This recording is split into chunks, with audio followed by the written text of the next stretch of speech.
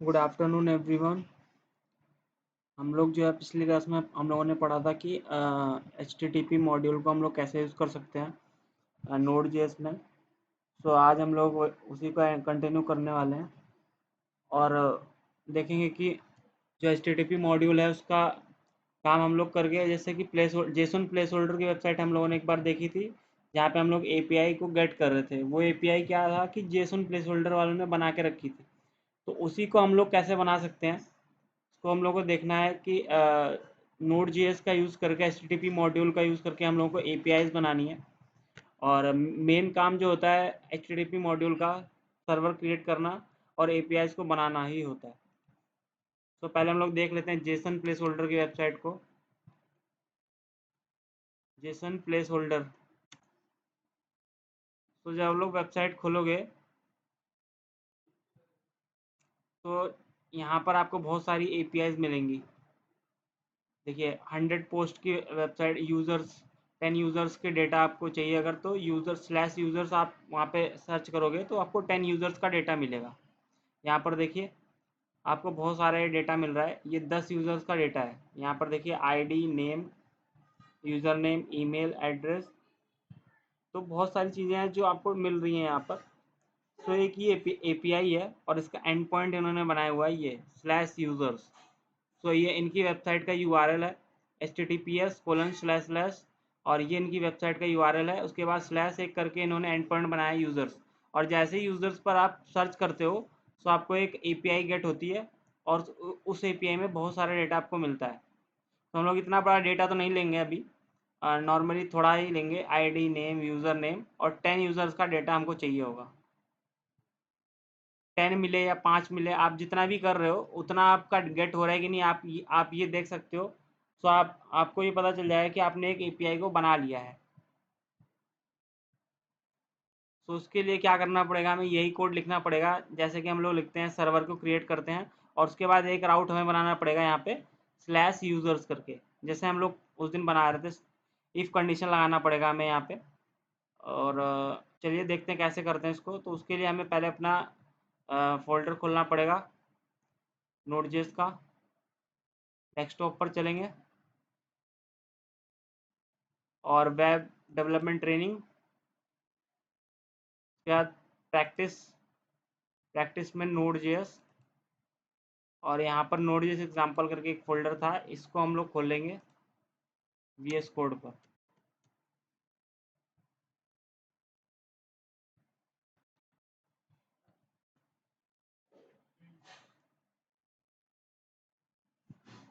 तो ये जो फोल्डर है वो हमारा VS कोड में ओपन हो जाएगा।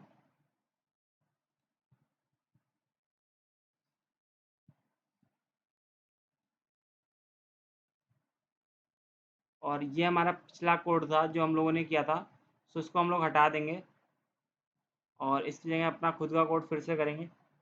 तो यही कोड हमें फिर से करना है, लेकिन इसको अब शुरू से मैं बताऊंगा आपको कैसे करना है। तो हमने इसको एम्प्टी कर दिया और देखिए यहाँ पर अब पहले मुझे रिक्वायर करना है HTTP मॉड्यूल को। सो उसके लिए हमें क्या करना पड़ेगा, const HTTP is equal to, और यहाँ पे रिक्वायर लिखना पड़ेगा, रिक्वायर HTTP। तो हमारे पास जो HTTP मॉड्यूल है वेरिएबल में आ जाएगा। HTTP वेरिएबल में हमारा HTTP मॉड्यूल आ जाएगा।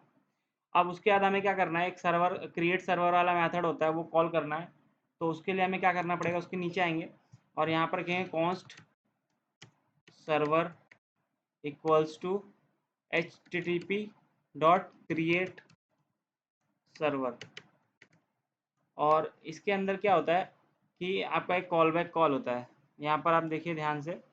तो जैसे ही HTTP dot create server call किया तो इसमें कॉल बैक हुआ जिसमें कि रिक्वेस्ट और रिस्पॉन्स दो चीज़ें मिलती हैं आपको, दो ऑब्जेक्ट मिलते हैं। तो हम भी वही करेंगे, रिक्वेस्ट कॉमा रेस्पॉन्स, और ये एक एरो फंक्शन होगा। अब इसके अंदर हमारे पास दो ऑब्जेक्ट आ रहे हैं, एक रिक्वेस्ट आ रहा है, एक रिस्पॉन्स आ रहा है। तो हम लोग एक चेक कर सकते हैं कि हमें क्या करना है। देखिए अगर अब हमें ये चेक करना पड़ेगा कि जो यूज़र है वो कौन से यूआरएल को रिक्वेस्ट कर रहा है। तो हमें यहाँ पे रिक्वेस्ट में आएगा कि कौन से यूआरएल को रिक्वेस्ट कर रहा है। तो हम उस पर चेक करेंगे कि इफ़ रिक्वेस्ट REQ जो ऑब्जेक्ट होता है डॉट, इसके अंदर एक यूआरएल होता है। और इक्वल्स टू अगर ये मैच करता है आपका स्लैश यूजर से, सो आप क्या करिए यहाँ पर, सो इसके हिसाब से आपको कोडिंग इस फंक्शन के अंदर करना है। और फिर एल्स इफ अगर ये होम पेज हो, तो यहाँ पे एक और होता है कि आप यहाँ पे कर सकते हो कि if request dot U R L equals to अगर ये खाली स्लैश है, स्लैश मतलब होता है होम पेज, कुछ भी नहीं है। और तो आप यहाँ लिख सकते हो, यहाँ पे क्या करना है वो आप यहाँ दे सकते हो। और उसके बाद अगर एल्स होता है, एल्स पार्ट में मतलब कुछ भी और आता है या कुछ और गलत आप लिख रहे हो, एक्स्ट्रा चीज़ें कर रहे हो, तो उसका जो फंक्शन है वो ये है। तो तीन चीज़ें आप बना सकते हो। तो स्लैश यूजर्स में हमें क्या भेजना है, आप स्लैश यूजर्स आए तो आपको डेटा भेजना है, जो कि आप यहाँ से भेज रहे थे जेसॉन, ये वाला जो जेसॉन हमें मिल रहा है, इसको हम भेज सकते हैं। देखिए जो हम लोगों ने अभी सर्च किया था, ये जो हमें आउटपुट मिल रहा है ये हम भेज सकते हैं। और ये देखिए एरे ऑफ ऑब्जेक्ट है, तो इसको हम लोग भेज सकते हैं कहाँ पे, अगर हमें जो है खाली ये ऑब्जेक्ट चाहिए तो आप अभी हम क्या करते हैं, तीन ही डेटा भेजते हैं, तीन यहाँ तक। तो इसको मैं कॉपी कर लेता हूँ इतना, तीन यूजर्स का डेटा मैं भेजता हूँ, कंट्रोल सी करते हैं इसको। और उसको भेजने के लिए देखिए आपको क्या करना पड़ेगा, यहाँ पर आप क्या कर सकते हो कि पहले आप बताओगे कि आपको क्या भेजना है, मतलब कंटेंट टाइप आपको क्या होना चाहिए। तो रिक्वेस्ट डॉट राइट हेड होता है एक फंक्शन,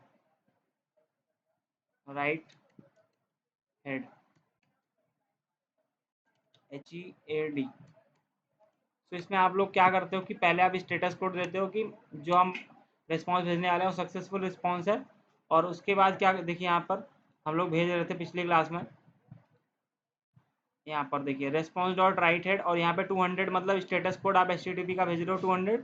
और कंटेंट टाइप में आप बताओगे कि किस टाइप का कंटेंट भेज रहे हो। तो हम यहाँ पे क्या भेज रहे हैं, एक ऑब्जेक्ट में आप बताओगे यहाँ पे कंटेंट टाइप। तो हम लोग अब यहाँ पर लिखेंगे एप्लीकेशन स्लैश जेसन। पहले हम लोग क्या करते हैं टेक्स्ट स्लैश प्लेन, क्योंकि हम लोग को प्लेन टेक्स्ट भेजना था। अब हमको जेसॉन भेजना है, तो हम यहाँ पर लिखेंगे एप्लीकेशन स्लैश जेसन और इसको बंद कर देंगे यहाँ पे। अब इसके बाद अगली लाइन में आपको बताना है कि क्या भेज रहे हो।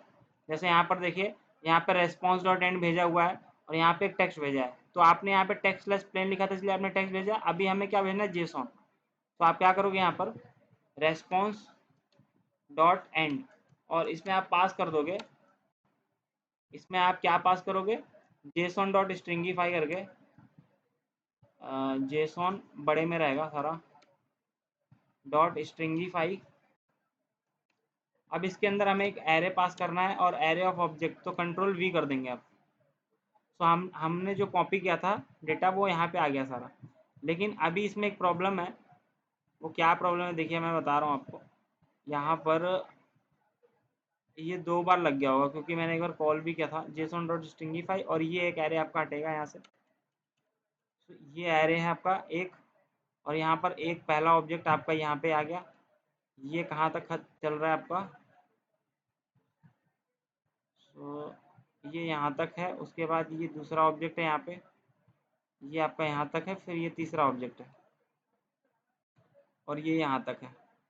अब इसमें एक प्रॉब्लम और है कि जो डेटा है उसको हमें अब एक बार देख लेते हैं कि आ रहा है कि नहीं, फिर चेक करते हैं। तो देखिए अभी यहाँ तक मेरा ये एक चीज़ बन गया, आपका एक फंक्शन बन गया। यहाँ पर सर्वर क्रिएट किया, सर्वर में रिक्वेस्ट डॉट URL अगर स्लैश यूजर्स हो तो ये डेटा आप भेज रहे हो, ये सारा डेटा आप भेज रहे हो। उसके बाद अगर आपका होम पेज आता है, स्लैश स्लैश आपका अगर कॉल होता है, यूज़र कॉल करता है, तो आप क्या भेज सकते हो यहाँ पे, यहाँ पर भी आपको response dot write head select करना पड़ेगा, रेस्पॉन्स डॉट राइट हेड। और इसमें भी आप क्या भेजना चाहते हो, 200 स्टेटस कोड। और कंटेंट टाइप में आप क्या भेज सकते हो, यहाँ पर भी मैं content content dash type colon, यहाँ पे भी आप भेज सकते हो application slash Jason, application slash JSON आप भेज सकते हो यहाँ से भी। और इसके बाद यहाँ पे मैं भेजता हूँ रेस्पॉन्स डॉट एंड, यहाँ पर मैं जेसॉन डॉट स्ट्रिंगीफाई करके एक ऑब्जेक्ट भेज देता हूँ। जिसके अंदर देखिए क्या क्या चीज़ें होंगी। यहाँ पर मैं लिख देता हूँ स्टेटस, ये मैं अपनी तरफ से भेज रहा हूँ, तो स्टेटस करके मैं भेज दूंगा यहाँ पर ओके, स्टेटस ओके, और यहाँ पर पेज पेज कोलन, और यहाँ पर भेजूंगा होम पेज। तो ये डेटा मुझे वहाँ पे दिखेगा जब मैं स्लैश को क्लिक करूँगा। और उसके बाद अगर एल्स पे आते हैं तो मैं यहाँ से क्या भेज सकता हूँ, इसको मैं कॉपी कर लेता हूँ डायरेक्ट, इतना चीज़ कंट्रोल सी कर रहे हैं और यहाँ पे पेस्ट कर दे रहे हैं। अब यहाँ पर मुझे एप्लीकेशन स्लैश जेसन तो भेजना है, लेकिन यहाँ पे ये डेटा नहीं भेजना है, मुझे भेजना है एरर, कि जब कोई और यूआरएल को सेलेक्ट करे तो आप क्या करते हो, एक एरर भेज दो यहाँ से, वो भी जेसन के फॉर्मेट में, और यहाँ पर लिख दो this path does not exist,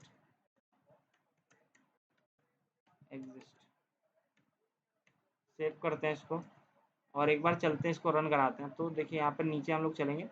अब आप लोग क्या करिएगा, नोडमोन के थ्रू कराइएगा, नोड जेएस के थ्रू भी करा सकते हो आप लोग, जिसके पास नोडमोन है तो वो नोडमोन यूज़ करिए, नोडमोन और मॉड्यूल्स डॉट जेएस।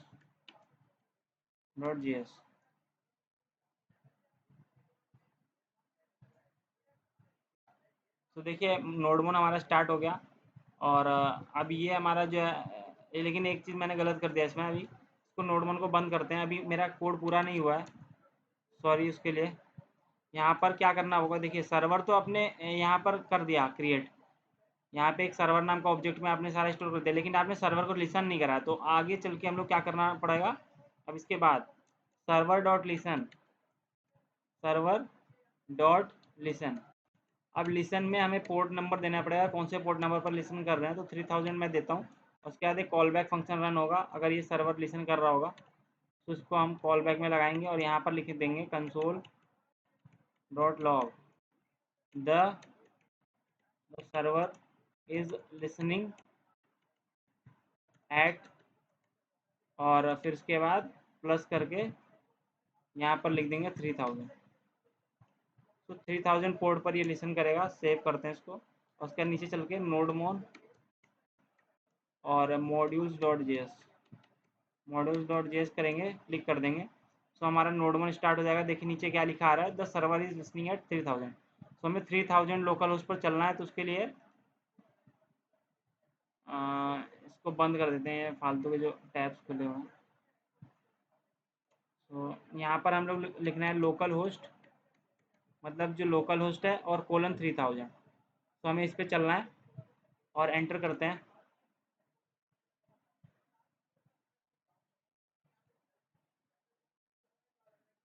तो देखिए यहाँ पर क्या स्टेटस आ रहा है, status okay page home page, तो ये मैंने यहाँ से भेजा था। देखिए आप यहाँ पर अगर इसको मिनिमाइज करते हो नीचे, तो होम पेज जो चल रहा है, यहाँ पे होम पेज चल रहा है, क्योंकि पहला पेज जो था वो होम पेज होता है आपका। तो यहाँ पर आपको दिख रहा है क्या, ये वाला दिख रहा है, status okay page home page. यहाँ पर देखिए आप, status okay page home page आपको दिख रहा है।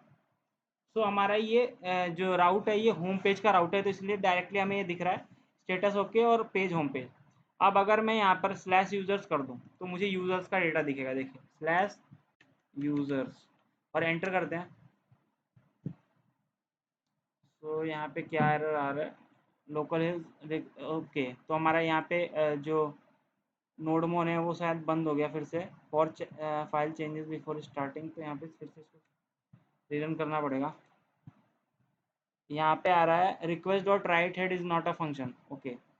सो यहाँ पे कुछ गलती हुआ होगा डेटा को डालने में। सो वही मैं कह रहा था आपसे कि यहाँ पर रिक्वेस्ट डॉट राइट हेड और 200 दिया है, यहाँ पर content type application slash Jason, यहाँ पर तो सही दिया है मैंने कंटेंट टाइप। इसी को मैं सेव कर देता हूँ एक बार, कंट्रोल सी,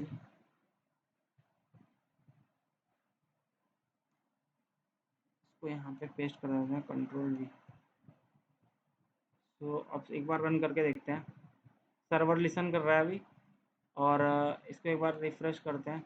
तो देखिए हमारे पास डेटा आ गया, local host colon 3000 slash users पर हमारे पास 3 यूज़र्स का डेटा आ गया, ID1 ID2 ID3 का डेटा यहाँ पर आ गया। तो ये क्या है, जेसॉन है, जावास्क्रिप्ट ऑब्जेक्ट नोटेशन।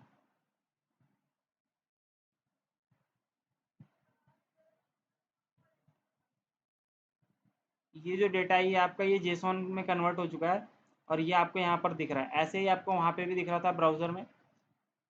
सो ये चीज़ जो है ये जेसॉन है जो आपने एपीआई बना लिया स्लैश यूज़र्स। अगर आप कोई भी आपके इस एपीआई को स्लैश यूज़र्स करके गेट करेगा तो उसको अपना डेटा मिल जाएगा।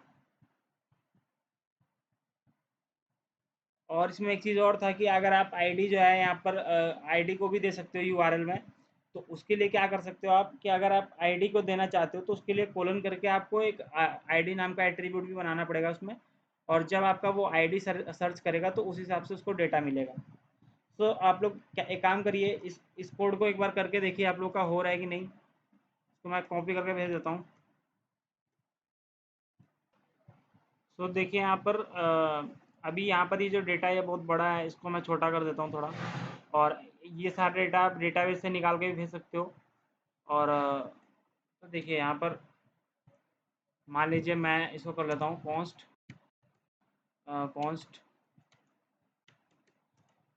जेसन इक्वल्स टू, मेरे पास एक जावास्क्रिप्ट का ऑब्जेक्ट है जिसमें कि 3 वैल्यूज़ हैं। देखिए यहाँ पे ये एक एरे है। तो एरे ऑफ ऑब्जेक्ट इसको बोलते हैं, एरे ऑफ ऑब्जेक्ट। तो यहाँ पे पहले यूज़र का डेटा है जैसे ID:1 और फिर नेम कोलन, यहाँ पर शुभम शुभम पांडे करके एक है डेटा जिसके बारे में नेम है शुभम पांडे। और यहाँ पे मान लीजिए 2 ही डेटा है एक यूज़र का। अब इसके बाद मेरा सेकंड यूज़र है यहाँ पे और उसका भी आईडी जो है वो 2 है और उसका नेम जो है। सो हमारे पास तीन तीन ऑब्जेक्ट आ गए और ID:1 ID:2 ID:3 और ये एरे ऑफ ऑब्जेक्ट है। तो अगर आपका जब जब आप कॉल कर रहे हो और डायरेक्टली यूज़र्स को मांग रहे हो तो आपको क्या चाहिए कि यहाँ पे एप्लीकेशन स्लैश जेसन में मैं क्या पास कर दूंगा, मैं इस जेसन को पास कर दूंगा डायरेक्ट, क्योंकि मुझे सारा चीज़ भेजना है। सो हम यहाँ पे पास कर देंगे जेसन, जेसन डॉट स्ट्रिंगीफाई में। सो हमें ये जेसन मिल जाएगा। चलते हैं इसमें,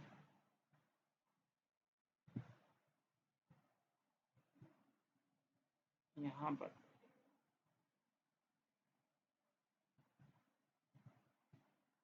ये चीज़ को हम लोग क्या करेंगे, कंट्रोल भी कर लेंगे और इसको इफ कर देंगे। तो हमारे पास पास्ड यूआरएल को हमें करना पड़ेगा पहले। पास्ड यूआरएल कैसे करेंगे, देखिए पहले हमें इंपोर्ट करना पड़ेगा यूआरएल को और उसके बाद यहाँ पर ये चीज़ करना पड़ेगा। कंट्रोल सी करते हैं और इसको यहाँ पे लिखाना पड़ेगा हमें। यहाँ पर चल के यूआरएल मॉड्यूल को इंपोर्ट कर लेंगे। Const URL is equal to require URL. Save करते हैं इसको। सो पास्ड यूआरएल हमारे पास आएगा, parsed URL dot path name, ऐसे सर्च करना पड़ेगा हर जगह हमें। तो एल्स इफ में यहाँ पर भी हमें वही करना पड़ेगा।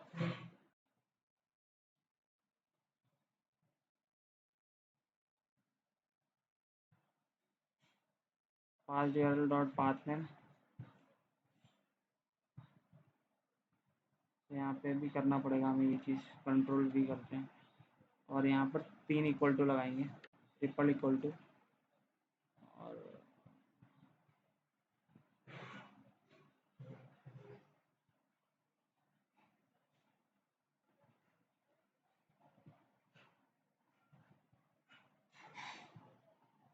यहाँ पे एक और ब्रैकेट लगेगा और फिर यहाँ पे एल्स।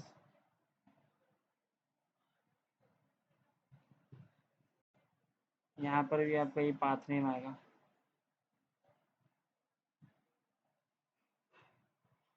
सेव करते हैं। तो अभी हमारा जो सर्वर एवोल्यूशन कर रहा है 3000 पे।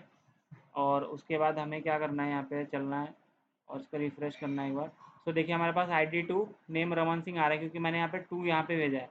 अब यहाँ पे अगर हम 1 भेजेंगे और एंटर कर देंगे तो हमारे पास ID:1 नेम शुभम पांडे आ रहा है और 3 भेजेंगे तो देखिए हमारे पास ID:3 नेम रजत सिंह आ रहा है। और अगर कोई और मान लीजिए भेज देते हैं जो हमारे पास नहीं है, 10 करते हैं, तो एरर यूज़र नॉट फाउंड अगर क्या आ रहा है।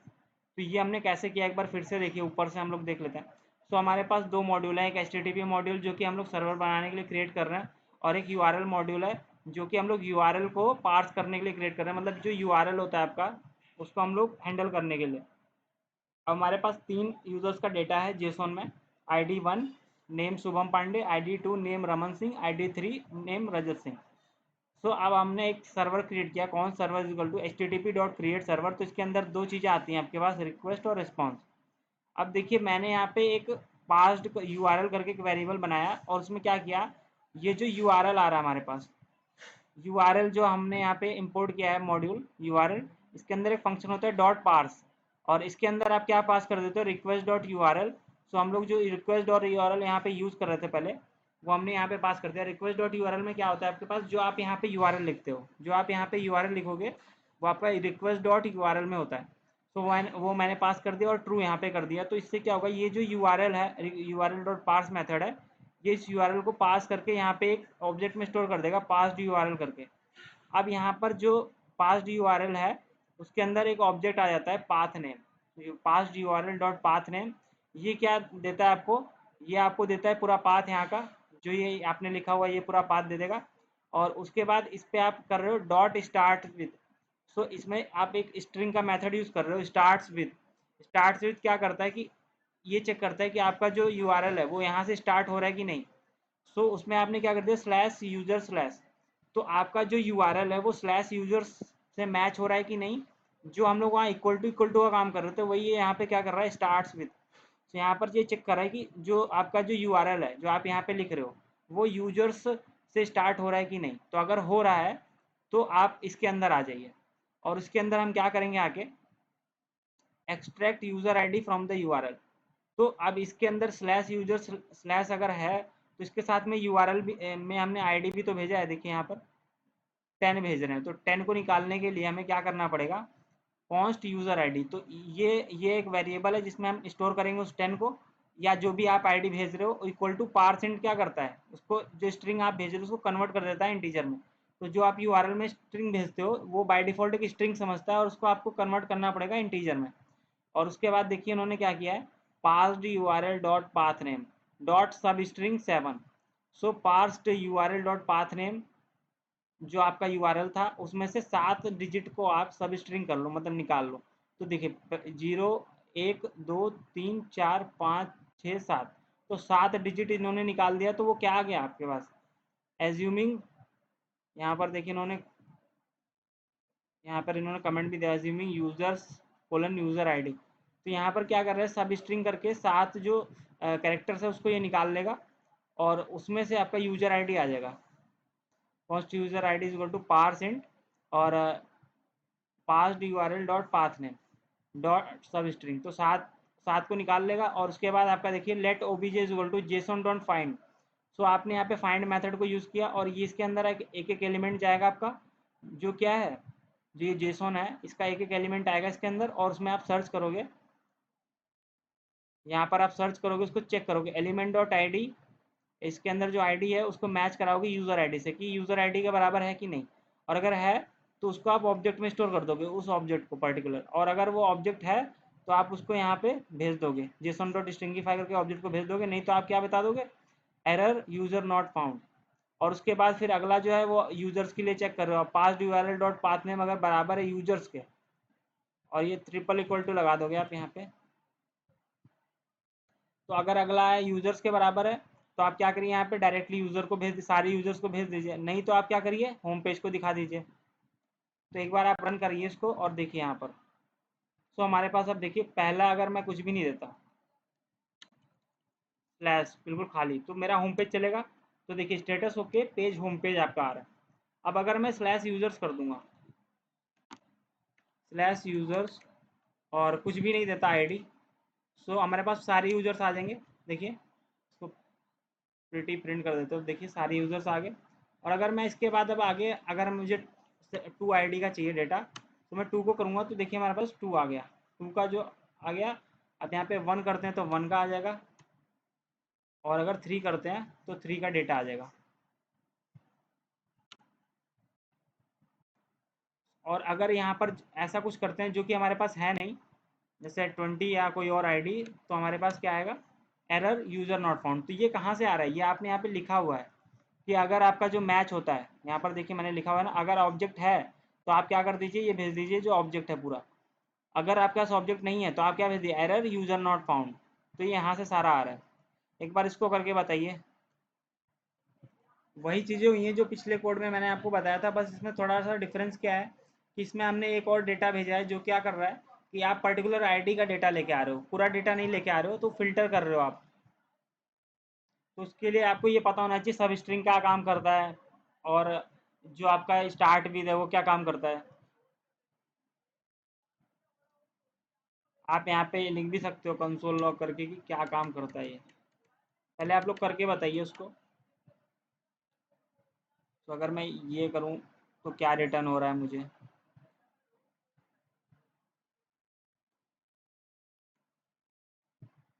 तो अब हम जब लोग ये हम पाथ को सर्च करेंगे तो हमें दिखेगा। देखिए इसको फिर से करते हैं, 3 देते हैं यहाँ पे। तो देखिए हमारे पास आईडी और नेम आ रहा है, और यहाँ पर आपको कंसोल में दिखेगा भी 20 आ रहा है, फिर 3 आ रहा है। तो ये जो आपका आ रहा है ये आईडी यहाँ पे निकल रहा है। तो यहाँ पे आप सब स्ट्रिंग को यूज़ कर रहे हो। और अगर मैं खाली पाथ नेम को प्रिंट करूँ तो क्या आएगा मेरे लिए। सेव करते हैं उसको और एक बार फिर से रिफ्रेश करते हैं, तो देखिए आपके पास क्या आएगा। तो यूजर्स कॉमा 3 आ रहा है, यूजर स्लैश 3 आ रहा है। तो 1 2 3 4 5 6 7, तो 7 जो आप सब स्ट्रिंग कर दोगे तो 1 2 3 4 5 6 7, फिर आपका 3 बच जाएगा। तो यही कह रहा है कि डॉट सब स्ट्रिंग कर दो तो उतना पार्ट जो हटा देगा, आपका 3 रह जाएगा।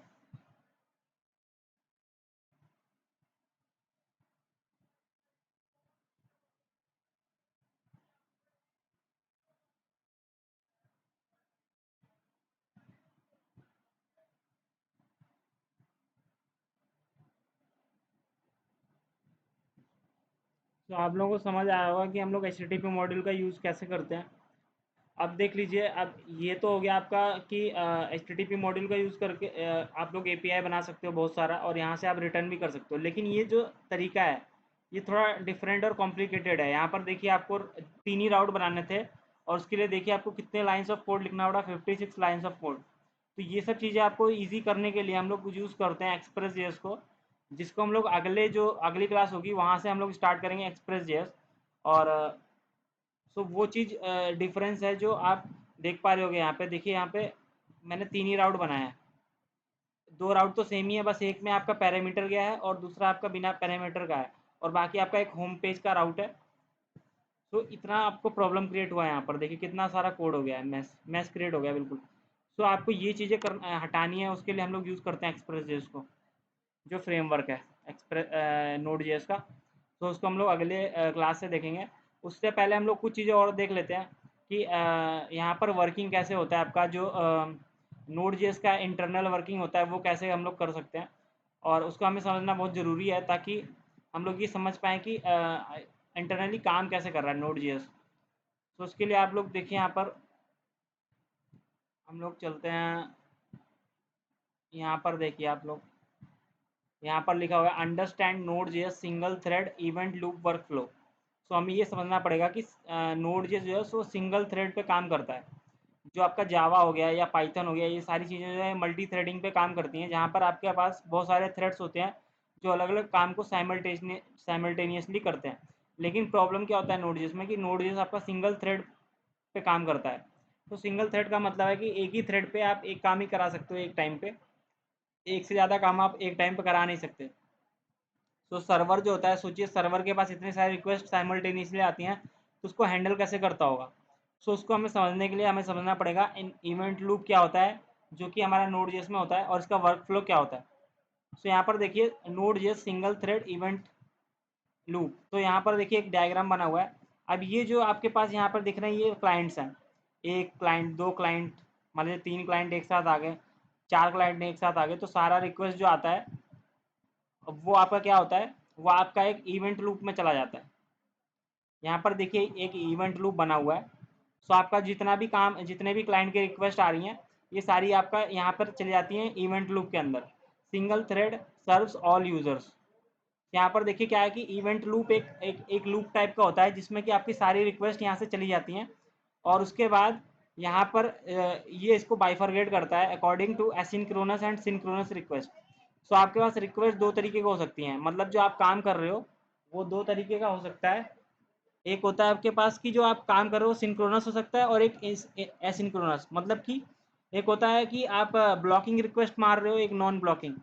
सो आपके पास अगर देखिए यहाँ पर एक पोसिक्स असिंक थ्रेड करके यहाँ पे है और delegate IO to lib IO. Lib IO क्या करता है, लिब आईओ एक लाइब्रेरी की तरह यूज होता है जिसके अंदर बहुत सारे थ्रेड्स होते हैं। वो थ्रेड्स क्या करते हैं, यहाँ पर देखिए T1 T2 T3 T4।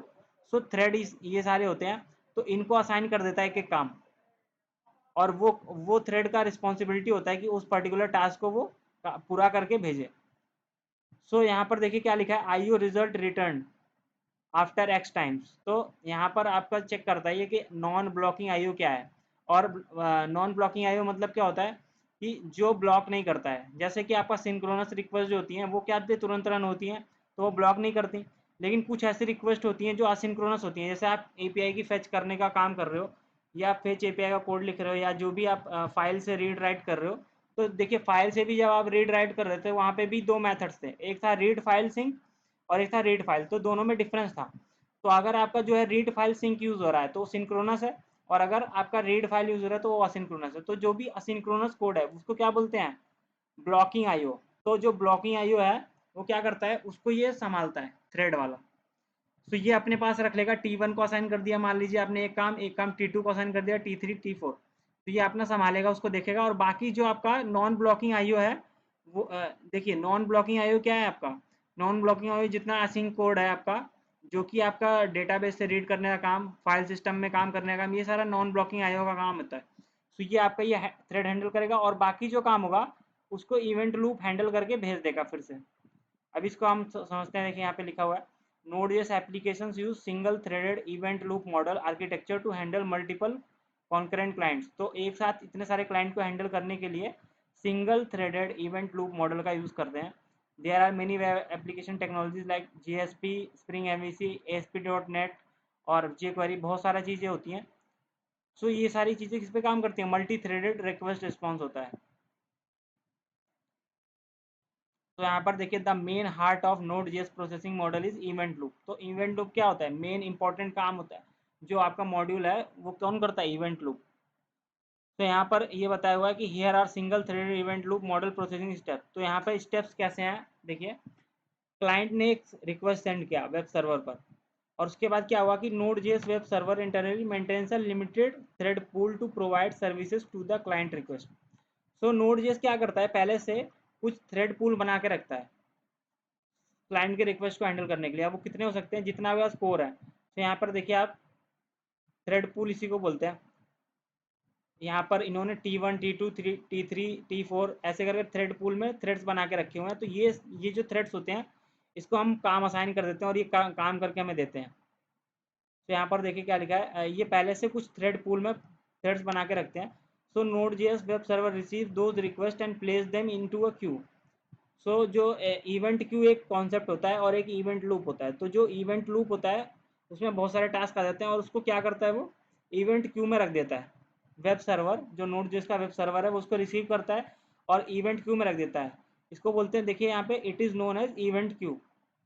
और Node.js web server internally has a component known as event loop. Why it got this name is that it uses indefinite loop to receive request and process them. सो आपका जो request को handle करने का काम है वो ख़त्म नहीं होता, वो लूप में चलता रहता है, इसीलिए इसका नाम रखा गया है इवेंट लूप। सो इवेंट लूप क्या करता है, बार बार, मतलब कि आपका जो रिक्वेस्ट जितने क्लाइंट भेज रहे हैं सबको लेता रहेगा, मना किसी को नहीं करेगा। सो वो इवेंट लूप में लेता रहेगा और उसके बाद इवेंट क्यू में स्टोर करता रहेगा। Event loop uses single thread only. तो यहाँ पर सिंगल थ्रेड यूज कर रहा है। अब यहाँ पर देखिए event loop checks any client request in placed in and उसको प्लेस कर देता है इवेंट क्यू में। इफ अगर नहीं है तो वेट करता है कि मान लीजिए आप जो है क्लाइंट रिक्वेस्ट अगर मान लीजिए नहीं आ रहा है तो वेट करेगा थोड़ी देर तक, और जब आएगा तो उसको क्या करेगा, इवेंट क्यू में प्लेस कर देगा। और फिर क्या करता है, if yes then pick up one client request from event queue, start process that client request. उसके बाद जो भी इवेंट क्यू में प्रोसेसेस आएंगी तो उसमें से एक प्रोसेस को उठाएगा और उसको प्रोसेस करना चालू कर देगा क्लाइंट रिक्वेस्ट को। If that client request does not require any blocking IO operation then process everything. अगर आपका जो क्लाइंट का रिक्वेस्ट आया है अगर उसमें कोई भी ब्लॉकिंग आईओ का काम नहीं है तो उसको डायरेक्टली वो प्रोसेस कर देगा और रिस्पॉन्स भेज देगा। If that client request require some blocking IO operation like interacting with database file system और एक्सटर्नल सर्विस, जो मैंने आपको बताया था कि अगर ब्लॉकिंग आईओ ऑपरेशन है आपके पास कोई भी, जैसे कि डेटाबेस से बात करना, नई फाइल क्रिएट करना, ऐसा कुछ काम है जो थोड़ा देर में होगा, तो उसको क्या करता है ये external services, then it will follow different approach. तो इसके लिए डिफरेंट अप्रोच करता है, ये तुरंत इसको एग्जीक्यूट नहीं करता। ये चेक करेगा कि थ्रेड जो थ्रेड पूल है वहाँ पे कोई थ्रेड अवेलेबल है कि नहीं, जैसे T1 T2 T3 T4। तो यहाँ पे चेक करेगा, checks thread availability from internal thread pool. तो थ्रेड पूल में चेक करेगा कि कोई जो थ्रेड है वो खाली है कि नहीं या कोई काम कर रहा है। So picks one thread and assign this client request to that thread. So वहाँ से क्या करेगा, जो भी खाली आपका थ्रेड पूल में थ्रेड होगा उसको उठाएगा और उसको एक ये जो काम है ये असाइन कर देगा और छोड़ देगा। अब वो उस थ्रेड थ्रेड का काम है कि वो उसको करेगा। देखिए यहाँ पर लिखा है that thread is responsible for taking that request, process it, perform blocking I operation, prepare response and send it back to the event loop. और फिर वो के जो थ्रेड है वो सारा काम करने के बाद वो जो रिस्पॉन्स है उसको भेज देगा इवेंट लूप के पास फिर से। Then event loop in turn send that response to the respective client. तो फिर जो रिस्पॉन्स होगा वो इवेंट लूप क्या भेज देगा, क्लाइंट को भेज देगा। तो यही चीज़ यहाँ पर बताया हुआ है। देखिए यहाँ पर n नंबर ऑफ क्लाइंट है, मतलब कि क्लाइंट बहुत सारे हैं, वो रिक्वेस्ट कर रहे हैं यहाँ से। अब उसके बाद क्या हो रहा है कि एक इवेंट लूप बन रहा है, यहाँ पे इवेंट लूप बन रहा है। इवेंट लूप से क्या हो रहा है कि ये सारा इवेंट क्यू में जा रहा है। यहाँ पर देखिए पहला रिक्वेस्ट, दूसरा रिक्वेस्ट, ऐसे करके n रिक्वेस्ट आपका इवेंट क्यू में गए। और उसके बाद क्या हो रहा है, यहाँ से रिक्वेस्ट वन को उठा रहा है ये, और उसके बाद यहाँ पे चेक कर रहा है इस ब्लॉकिंग आईओ रिक्वेस्ट, मतलब कि पूछ रहा है कि जो ये पहला रिक्वेस्ट वन है ये ब्लॉकिंग है कि नहीं है। अगर अगर जो है यस है तो इसको आप थ्रेड पूल में भेज दीजिए, नहीं तो आप यहीं से इसको प्रोसेस करके भेज दीजिए रेस्पॉन्स। तो अगर ये ब्लॉकिंग हो गया तो यहाँ से देखिए यस करके यहाँ से गया है ये, और ये थ्रेड पूल में गया, थ्रेड पूल में इसको एक थ्रेड असाइन हो गया T1 या T2 जो भी है। उसके बाद ये काम करेगा डेटाबेस को हैंडल करना, फाइल सिस्टम को ब्लॉकिंग आईओ करना, जो काम करेगा। उसके बाद सेंड रिस्पॉन्स टू रिक्वेस्ट, यहाँ पे भेजा, इवेंट लूप में आया, फिर यहाँ से ये चला गया बाहर। तो ये बेसिक वर्किंग होता है जो आपका नोड जेएस का है कि आप काम कैसे करते हो।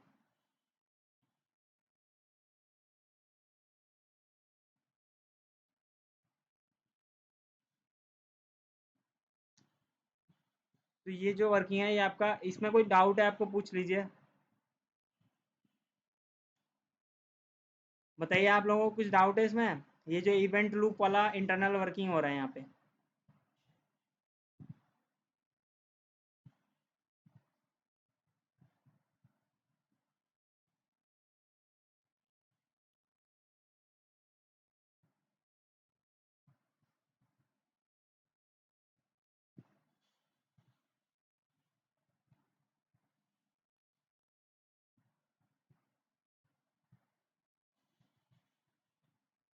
तो ये जो चीज़ें हैं ये आपका इवेंट लूप का कॉन्सेप्ट है। और अब हम लोग देखेंगे एक्सप्रेस जेएस के बारे में। सो यहीं तक था आपका जो नोड जेएस का कॉन्सेप्ट था। आपने अगर यहाँ तक समझ लिया तो आपने मतलब कि नोड जेएस को समझ लिया है। अब हम लोग आगे आगे जो पढ़ेंगे वो है एक्सप्रेस जेएस। सो एक्सप्रेस जेएस को कैसे यूज़ कर सकते हो वो सब हम लोग देखेंगे। सो उसके लिए हम लोग क्या करेंगे, यहाँ पर एक वेबसाइट खोलते हैं, एक्सप्रेस एक्सप्रेस। तो ये जो एक्सप्रेस होता है ये एक npm पैकेज भी है। तो जब आप इस वेबसाइट को ओपन करेंगे, express node JS web application, तो यहाँ पर देखिए लिखा हुआ है fast unopinionated minimalist web framework for node JS. और आप यहाँ पे एक नया टैब खोलिएगा, यहाँ पर npm को खोल लीजिए। npm की वेबसाइट हम लोगों ने यूज़ किया है पहले। तो यहाँ पर ये .env खोल रहा है, npm खोलना है आपको।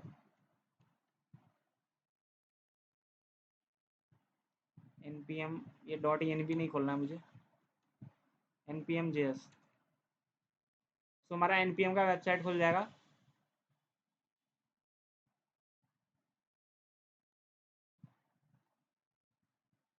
और यहाँ पर हमें सर्च करना है एक्सप्रेस। यहाँ पे देखिए पहला ही ऑप्शन आ गया एक्सप्रेस।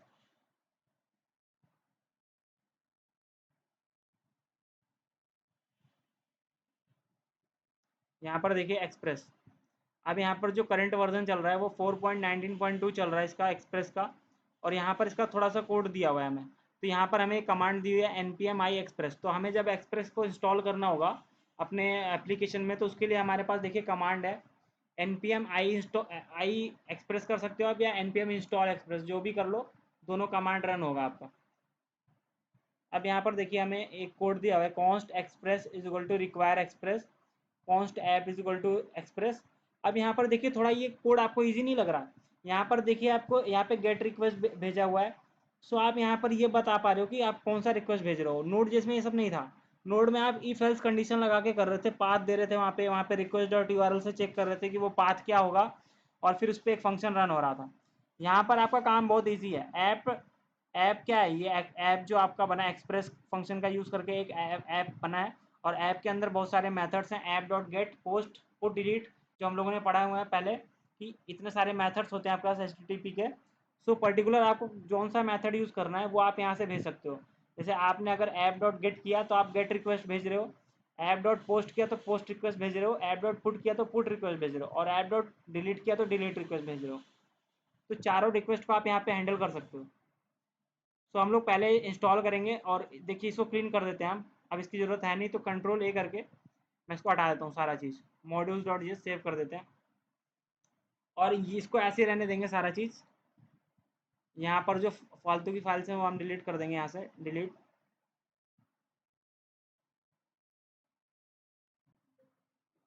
तो मैं इसको हटा देता हूँ इंडेक्स डॉट जी को। अब देखिए हमारे पास इतनी चीज़ें हैं।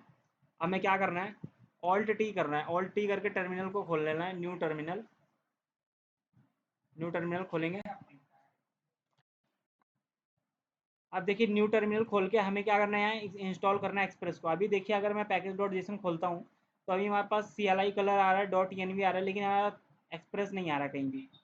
तो हमें यहाँ पे एक्सप्रेस को इंस्टॉल करना है, तो उसके लिए क्या करना पड़ेगा, npm install एक्सप्रेस, या npm i भी लिख सकते हो आप, npm install एक्सप्रेस, और उसको एंटर कर देंगे। तो देखिए हमारे पास यहाँ पे इंस्टॉल होने लग जाएगा एक्सप्रेस।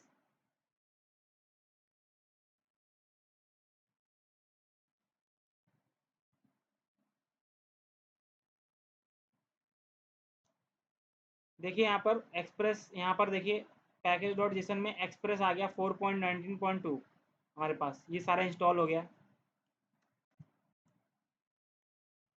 और मेरे पास पहले से इंस्टॉल नहीं है क्या, नोडमोन नहीं इंस्टॉल है क्या इसमें। तो मैं इंस्टॉल करूँगा npm इंस्टॉल नोडमोन। आप लोग मत करिए अगर आप लोगों के पास पहले से है, पैकेज डॉट जेसन में दिख रहा है कि नहीं, नोडमोन।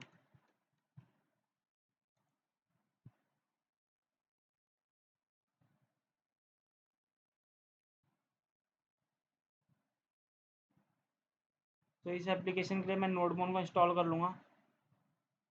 हमारे पास देखिए यहाँ पे एक्सप्रेस के बाद नोडमोन भी आ गया 3.1.4। CLS कर लेंगे इसको। और उसके बाद देखिए हमारे यहाँ इंस्टॉलिंग का काम हो गया सारा। अब मॉड्यूल डॉट जी में जाएंगे, और ये वाला कोड जो यहाँ पर दिख रहा है इसको कॉपी कर लेंगे, कंट्रोल C, इसको यहाँ पे पेस्ट कर देंगे, कंट्रोल V।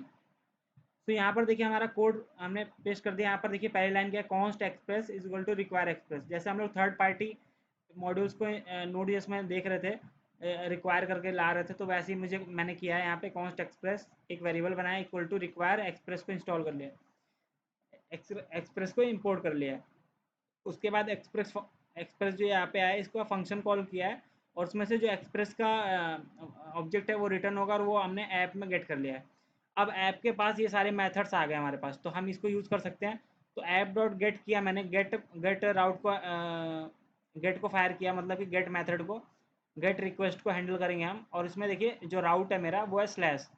सो पहला जो आर्गूमेंट होता है उसमें आप लिख सकते हो कि कौन से राउट को आप हैंडल करो। तो मैं होम पेज को हैंडल कर रहा हूँ अभी, तो स्लैश लिखता हूँ। और उसके बाद यहाँ पे अब देखिए वहाँ पे हम रेस्पॉन्स डॉट एंड लिख रहे थे मेथड को, यहाँ पर आपके पास है सेंड।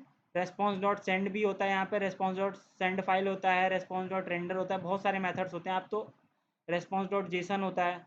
सो आप बहुत सारे मेथड यहाँ यूज़ कर सकते हो। तो अभी हम लोग देख रहे हैं रेस्पॉन्स डॉट सेंड। तो ये क्या करेगा, अब यहाँ पर मुझे जो कंटेंट टाइप हम सेट कर रहे थे नोड जेएस में, वो सब करने की ज़रूरत नहीं है। डायरेक्टली आप यहाँ पर रेस्पॉन्स डॉट सेंड लिखिए और यहाँ पर अपना जो भी डेटा आपको भेजना है वो लिख सकते हैं। वो चला जाएगा आपका स्लैश वाले राउट पर। अब देखिए इसको, अगर हम फिर उसके नीचे हमने क्या किया, इसी ऐप को यूज़ करके ऐप डॉट लिसन 3000 पर, तो 3000 पोर्ट नंबर पर हमारा ये जो एप्लीकेशन है वो रन होने लग जाएगा। अब यहाँ पे आप एक कॉल बैक भी लगा सकते हो कि सर्वर इज लिसनिंग एट ऐसे करके जो आता है, वहाँ पे यहाँ पे लगा सकते हो console dot log server is listening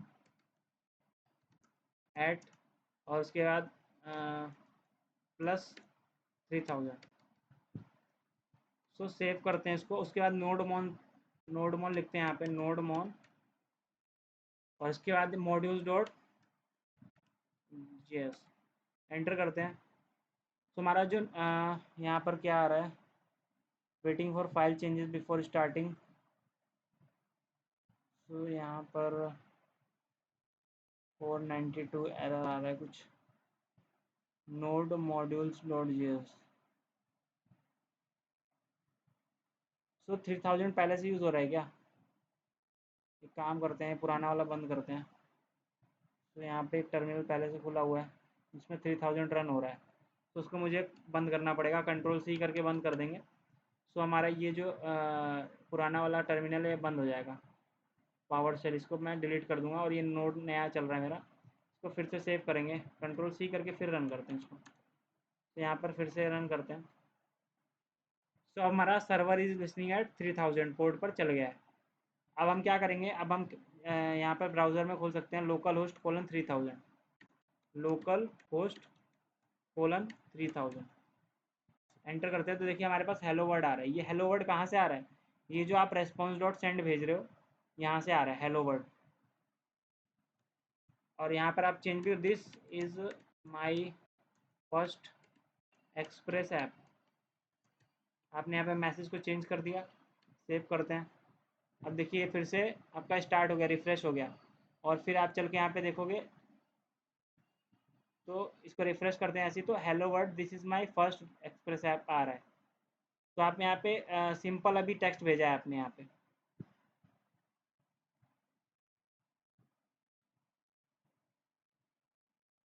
क्या एरर आपको, क्या एरर आ रहा है आपको, नोड मोड नहीं चल रहा क्यों? कुछ एरर दे रहा होगा ना, वो पहले से एक चल रहा होगा, उसको आप बंद कर दीजिएगा, आपको भी वही एरर आ रहा होगा। जब आप यहाँ खोलेंगे तो यहाँ पर आपको बगल में एक और दिख रहा होगा टर्मिनल करके ऑप्शन, उस पर क्लिक करिएगा तो पहले से आपका चल रहा होगा एक।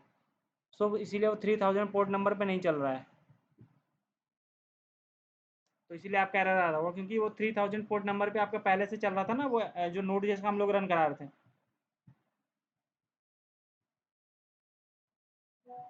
Return node mode is not recognise as the name of the, यहाँ पे आप ऊपर वाले पे क्लिक करिए, ये जो ऊपर वाला है, ये ऊपर वाला पावर सेल है ना, इस पे क्लिक करिए, इस पे भी चल रहा होगा ना आपका, उसको कंट्रोल सी करके बंद करिए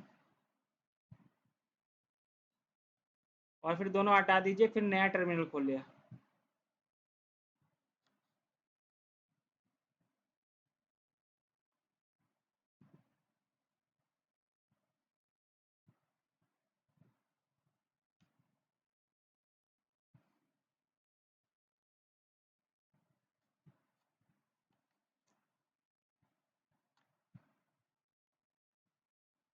सो अभी आपका ये जो एपीआई वगैरह आप बना रहे हो यहाँ पे, इसी को आपको फिर इंटीग्रेट करना पड़ेगा कहाँ पे, फ्रंट एंड पे। तो फ्रंट एंड से आप क्या करोगे, रिक्वेस्ट करोगे कोई यूआरएल का, और फिर वो यूआरएल आप फेच करोगे और वहाँ से डेटा आपका डेटाबेस में से निकाल के एक्सप्रेस जेस आपको सेंड करेगा। जेसॉन में भी सेंड कर सकता है, नॉर्मल टेक्स्ट में भी, या एचटीएमएल के फॉर्म में भी सेंड कर सकता है।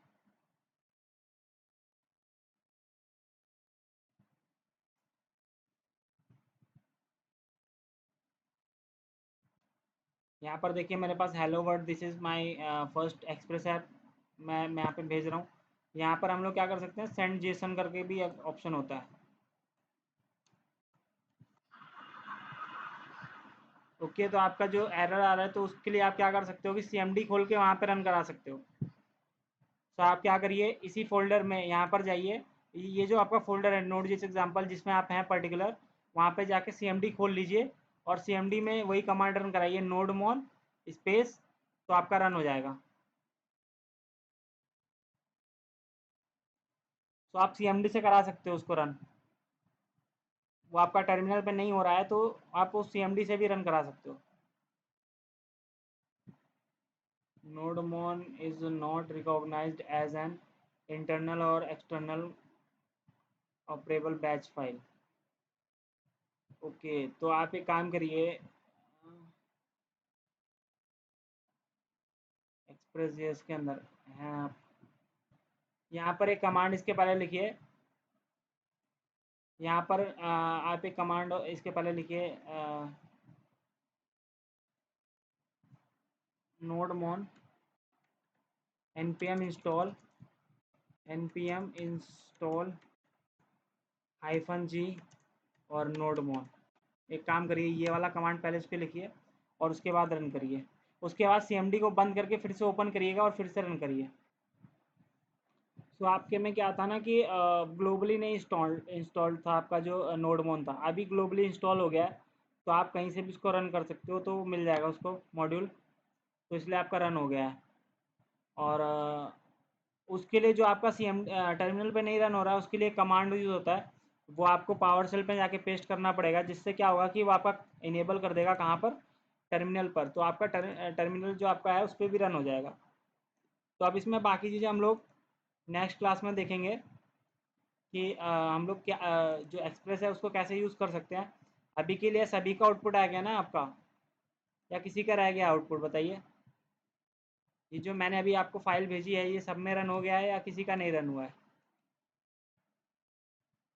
ये वाला कोड?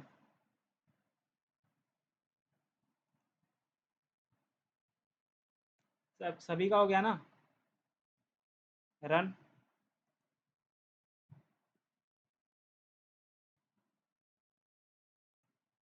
रेस्पॉन्स डॉट सेंड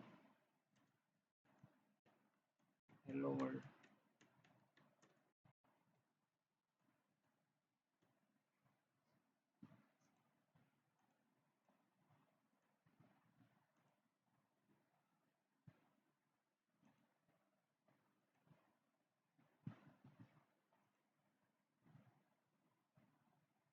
तो चलिए अब आज की क्लास को यहीं तक रखते हैं, और हम लोगों ने आज समझा कि H T T P module का यूज़ करके हम लोग एपीआईज़ को कैसे बना सकते हैं और सेंड कर सकते हैं क्लाइंट साइड पर। और दूसरा चीज़ हम लोगों ने देखा कि नोड जेस का जो इंटरनल वर्किंग होता है वो कैसे होता है, कि नोड जेस में आप लोग इवेंट क्यू और इवेंट लूप का कॉन्सेप्ट होता है, थ्रेड पुल का कॉन्सेप्ट होता है। तो जो इंटरनल वर्किंग होती है आपकी नोड जेस की, वो हम लोगों ने देखी। और हम लोगों ने देखा कि एक्सप्रेस को आप कैसे अपने ऐप में इंस्टॉल कर सकते हो।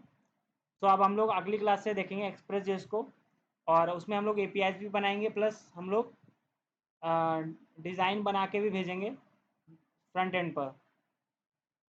तो आपके दो कॉन्सेप्ट बच गए हैं, एक है मोंगोडीबी और एक्सप्रेस जेएस। तो आप लोग प्रैक्टिस करिए इस सब चीज़ों का जो आपका पिछले क्लास हो चुका है, जैसे कि नोड जेएस का प्रैक्टिस करिए, आप लोग नोड जेएस की जितनी वीडियोज़ हैं, रिएक्ट का प्रैक्टिस करिए, और आप लोग अपना प्रोजेक्ट स्टार्ट कर दीजिए बनाना। चलिए तब आज आज का क्लास यहीं तक रखते हैं।